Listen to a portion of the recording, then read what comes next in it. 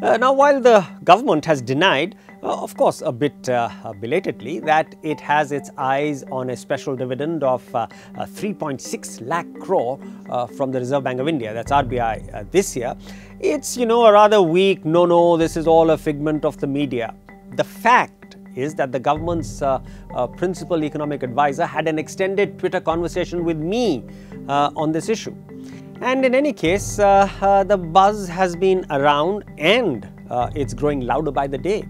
So perhaps Prime Minister Modi has beaten a temporary, a sort of tactical retreat after the massive backlash, but the issue perhaps is still very much on the agenda.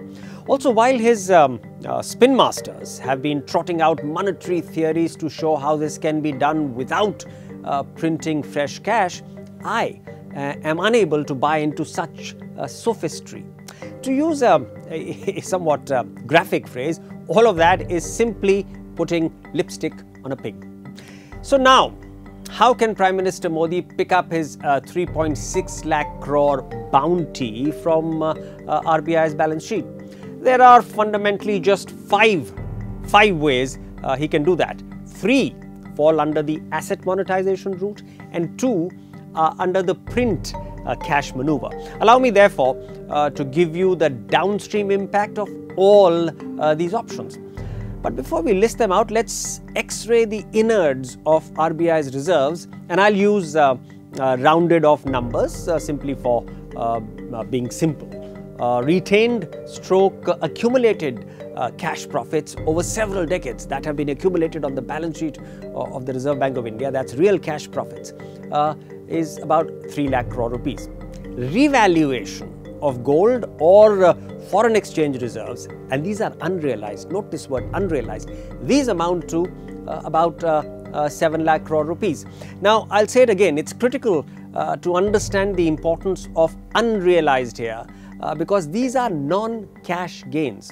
For example, if RBI had bought gold at say 10,000 rupees per 10 grams in 2000, then it's made an unrealized gain of rupees 15,000 per 10 grams because the 10 grams is about 25,000 rupees right now. Likewise, if it had bought $1 in April this year for say 65 rupees to the dollar, then it's made an unrealized gain of about 8 rupees to the dollar because it's now about 73 rupees to the dollar. But until RBI actually sells these 10 grams of gold or that $1, it does not make any cash gains or profits. And India's laws prohibit the payment of cash dividends from such unrealized gains. Please note this point. Now, let's examine each of the 5 options. Let's do that one by one. Now, these are the options, the first 3 under the asset sales route. 1. Sell gold. Now, this one is theoretically possible, but you'll agree with me that it's politically or economically suicidal. 2. It could sell government securities, G-Secs, also known as government bonds, held by the Reserve Bank of India. This again is feasible but disastrous for money markets. The supply of such a large quantity of G-Secs, that'll all it'll increase exponentially. Cash will get actually sucked out of the market and interest rates will rise dramatically. Once again, this is a potentially suicidal move. 3. Sell foreign exchange reserves. Now, this will expose India to dollar bankruptcy. Remember 1991? Dollar bankruptcy. And of course, it will overvalue the rupee. So, this one is not potentially, but certainly suicidal. Therefore, we now move to the 2 options under the print cash route. And that's option number 4. The government could cancel 3.6 lakh crore of G-Secs and write off this loss to the reserves of 10 lakh crores on its balance sheet. And then, after cancelling, it could buy 3.6 lakh crore of fresh G-Secs from the government and pay for it by printing cash. Now, see what happens. The state's debt is unchanged, stays the same. RBI's reserves are reduced by 3.6 lakh crores of the cancelled G-Secs, and of course the government gets a hold of newly printed currency.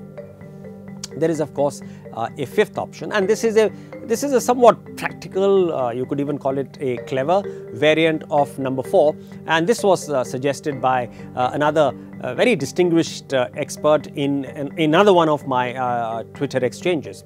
Now, here you simply pass 2 accounting entries on RBI's balance sheet. That is, you debit reserves, therefore reserves get lessened, and you credit a new government expense account by 3.6 lakh crores, and wow, you've just created fresh cash.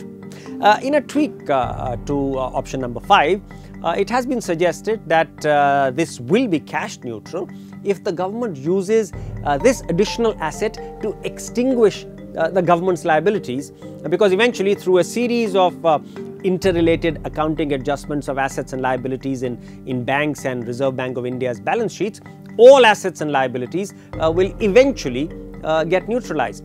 But you know what? This is a big if. It's a big if to assume that Prime Minister Modi will use 3.6 lakh crores only to sanitize assets and liabilities on these interrelated balance sheets.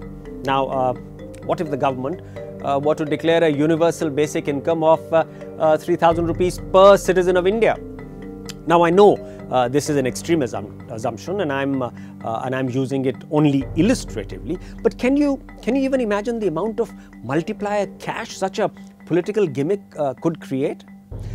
So, sirs and ma'ams, I think we should just accept the inevitable. The only way Reserve Bank of India can practically pay a special dividend of 3.6 lakh crore to Prime Minister Modi is by printing cash, and that's a terrible idea. And I'm not even making a very big ado here about it being an illegitimate practice which is outlawed by India's Companies Act. So whoever thought India's economic policy makers could not think of an idea worse than demonetization, that person needs to think again.